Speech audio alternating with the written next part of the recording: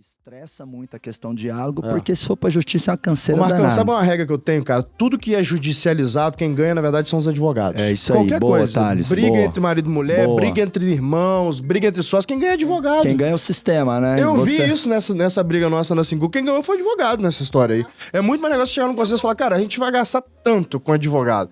Vamos fazer um acordo aqui, velho. Né? Mas aí, respondendo a tua pergunta ali, complementando a visão do Marcão, né? Processo de demissão, tá? Então, o Marcão tá certíssimo, quem demite não é RH, quem demite é o dono da vaga, então o head daquela área. E aí eu tenho uma regra, cara, que contar uma história rapidinho pra vocês, como que eu aprendi essa regra, né? Na época de Easy Taxi, lá, 2012 a gente recebeu nossa rodada de funding, surgiu em 2011, 2012 a gente recebeu um caminhão de dinheiro pra época, Series A na época era R$500 mil, né? Que é a primeira rodada de capital institucional, a gente recebeu 10 milhões. Então, 20 vezes mais do que a média do Series A's. Tipo assim, a gente saiu em New York Times, BBC, porque ele falou, cara, quem tá recebendo 10 milhões de reais? O dólar era 2 e pouco na época, né? Então era dinheiro pra caramba pra um Series A. época boa. Eita, época boa, né, velho? Você até me desconcentrou agora, Thales. E aí, quando veio aquele negócio ali, eu tive que crescer muito rápido, Marcão. Então a gente tava... Eu me lembro que na época a gente abriu um país a cada 2 semanas, assim. Era muito rápido o crescimento. Nossa. Então a gente tinha uma época da nossa vida, por quase 2 anos ali, que a gente contratou 50 pessoas por semana. Por semana? Por semana. Então, Suei como que você frio faz até. isso sem processo, né? Então, foi aí que a gente foi aprender lá na Google. Como é que a Google faz trem, né? Como é que esses caras fazem esse trem? A gente implementou um processo pra descentralizar isso, pra não ficar na mão de poucos, que senão não anda, né?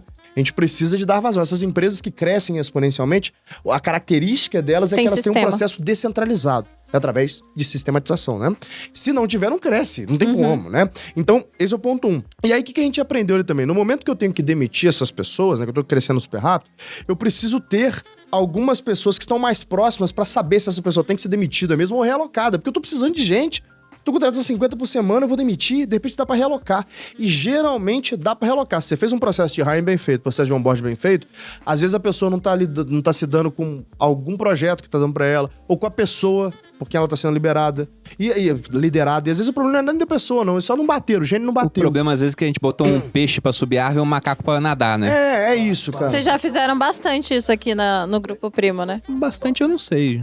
Realocação, você diz? Algumas. Só acho que tem que ter uma regra de ser no máximo 1 ou 2 realocações, né?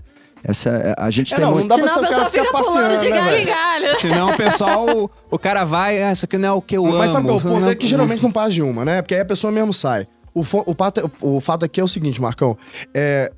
A conta que eu aprendi, né, quando a gente tava nesse negócio ali, foi porque eu tava contratando nessa época muito developer, porque eu precisava, cara, fazer adaptações de sistema pro mundo inteiro. Sei lá, na Ásia, por exemplo, né? Quando a gente tava colocando esse táxi lá, o sistema inteiro foi criado em cima de Google Maps. Só que na Ásia o pessoal não usa Google, eles usam um negócio chamado Naver. Não tem nada a ver com Google. Então eu tive que fazer essas adaptações, precisava de gente pra cacete. E aí chegou um momento que começou a embarrigar. Eu falei, cara, eu tô colocando 10 pessoas a mais no time aqui, minha produtividade não tá mudando, o que tá acontecendo? E aí me apresentaram, né, um paper de um professor de Harvard, que eu não tô lembrando a porra do nome do professor aqui, mas eu lembro da fórmula. E aí nesse paper, ele na verdade, ele era um professor que ensina alguma coisa de psicologia da gestão, uma parada assim. E ele pesquisou ali o que são times eficientes. Ele viu que tinha uma conta, que todas as vezes que eu formo um grupo de pessoas para trabalhar em conjunto, eu tô formando um organismo vivo, e organismos vivos, né, são complexos por natureza. Hayek, inclusive, falava sobre isso, porque a gente não consegue controlar mercados, né, que são organismos extremamente complexos, então eu não consigo prever, tampouco controlá-los. Exato. A mesma coisa vale para time.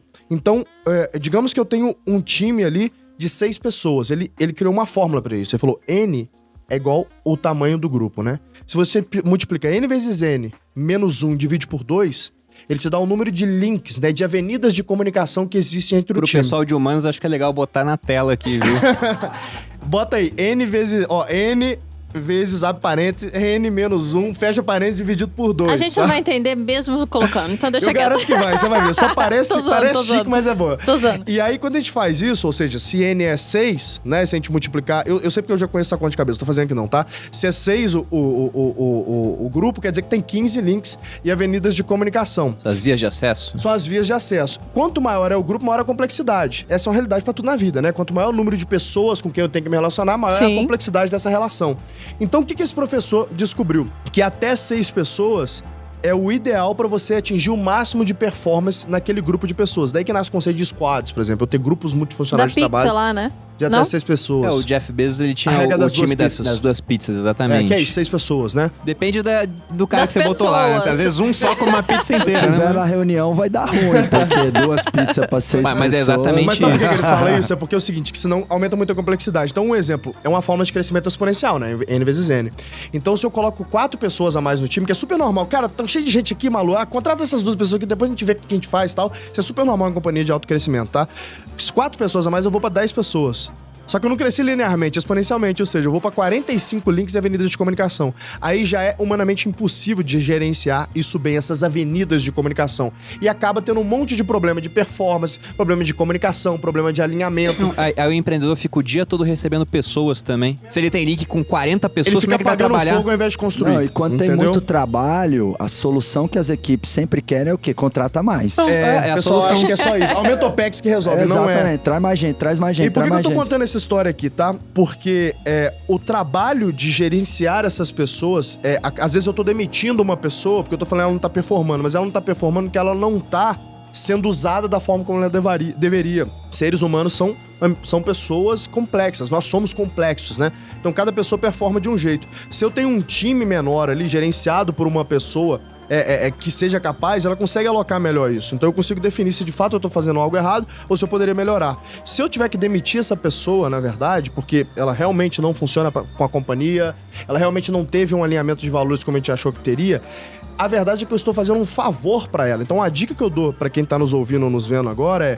não postergue essa demissão porque a pessoa é, sei lá, cara, teu familiar, né, é seu namorado. Não postergue, porque na verdade você tá fazendo um desfavor pra essa pessoa. Por quê? Vamos lá. Digamos que eu gosto muito do Marcão e o Marcão me deu a oportunidade de contratá-lo pra trabalhar em um universo paralelo, né? Aí o Marcão foi e trabalhou comigo. Eu gosto muito do Marcão, ele não tá performando. Mas eu falo, mas eu gosto muito do Marcão, cara. O Marcão é um cara foda, eu quero deixar ele trabalhando. E eu deixo o Marcão por mais 3, 4 anos comigo. Daqui a 3, 4 anos o Marcão cansa de mim, porque fala, não tô crescendo na empresa, vambora. Aí o Marcão vai lá 5 anos, 4 anos de experiência em gestão de vendas ali, trabalhei nas empresas e tal. Aí ele entra numa empresa foda, porque ele trabalhou numa empresa legal, ele tem muito tempo de experiência, ele entra numa empresa foda, ele não fica 3 meses. O cara fala, velho, que 5 anos de experiência você tem, velho? Você não serve pra essa função. Então, quando você mantém uma pessoa por pena, você tá fazendo um desfavor pra vida dela. A melhor coisa que você pode fazer é explicar o porquê que ela não deu certo e tentar criar um caminho pra que ela ou mude de área ou melhore tecnicamente pra que ela consiga performar na próxima chance dela, melhor essa função. Ser honesto com a pessoa, no Perfeito. caso, né? Transparente, cara. O Ray Dalio fala disso, né? De Radical Transparency ali no livro Principles. Isso é um dos principais valores que as organizações têm muito medo de implantar, porque de fato, transparência radical, né? Cria um monte de problemas, mas ela acaba prevenindo muitos outros, de modo que você gaste mais tempo construindo do que apagando fogo, entendeu? Sobre isso das vias de acesso, eu lembro até que você bateu um papo com o Thiago.